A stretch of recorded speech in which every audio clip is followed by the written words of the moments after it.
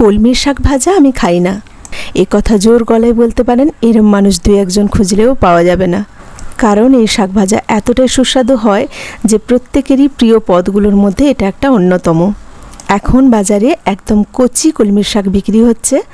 বিভিন্নজন বিভিন্ন পদ্ধতিতে শাক ভাজা করেন, তবে কোন পদ্ধতিতে ভাজা করলে শাক ভাজাটা আরও সুস্বাদু হবে, এর পুষ্টিমূল্য পুরো বজায় থাকবে এবং একদম অল্প সময়ে রান্না হয়ে যাবে। শাক ভাজার সেই পদ্ধতিটাই সকলের সাথে শেয়ার করব। তো চলুন শুরু করি। শাকগুলো প্রথমে ভালো করে বেছে কেটে ধুয়ে রেখেছি। একটা ঝাঁঝরির মধ্যে শাকগুলো নিয়ে নিয়েছি। প্রথমে দিয়ে দিলাম হাফ চামচ হলুদ গুঁড়ো, এখন দিচ্ছি হাফ চামচ লবণ। মানে শাকে যতটা নুন হলুদ লাগবে পুরো পরিমাণটাই এখানে দিয়ে দিলাম।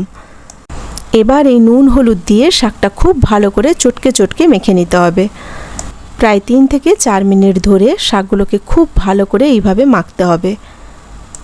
3-4 মিনিট ধরে এইভাবে চটকে চটকে মাখার পরে দেখবেন শাকগুলো কিন্তু একদম নরম হয়ে গেছে। এবার এটা ঢাকনা দিয়ে মিনিট 10-এর জন্য রেখে দিতে হবে।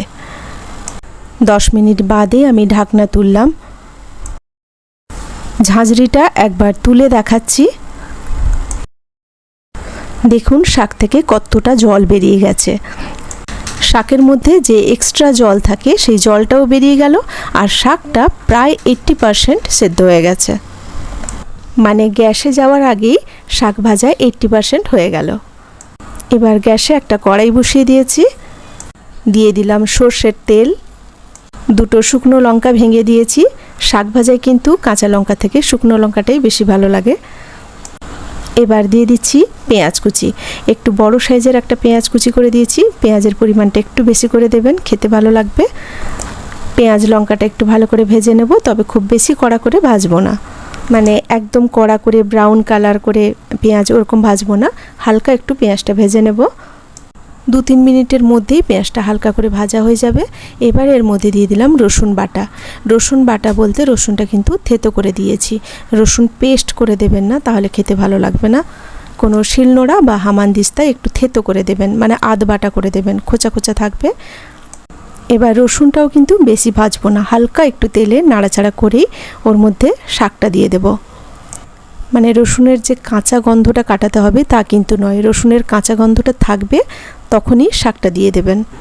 রসুনটা দিয়ে একটু নাড়াচাড়া করেই আমি শাকটা দিয়ে দিলাম। শাকের সাথে পেঁয়াজ রসুনটা ভালো করে মাখিয়ে গ্যাসের ফ্লেমটা একদম লো করে ঢাকনা দিয়ে দেব। 3-4 মিনিট বাদে আমি ঢাকনা তুললাম।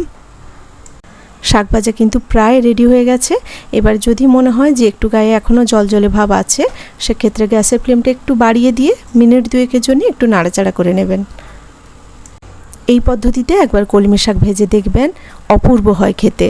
এইভাবে শাক ভাজলে শাক খেতেও যেমন সুস্বাদু হয়, তেমনই একদম অল্প সময়ে শাক ভাজাটা রেডি করে নেওয়া যায়। মানে ভাত বাড়তে বাড়তেই শাক ভাজাটা রেডি করে নিতে পারবেন। অন্তত একবার এই পদ্ধতিতে শাক ভাজা করে খাবেন, তারপর কমেন্টে জানাবেন কেমন লাগলো।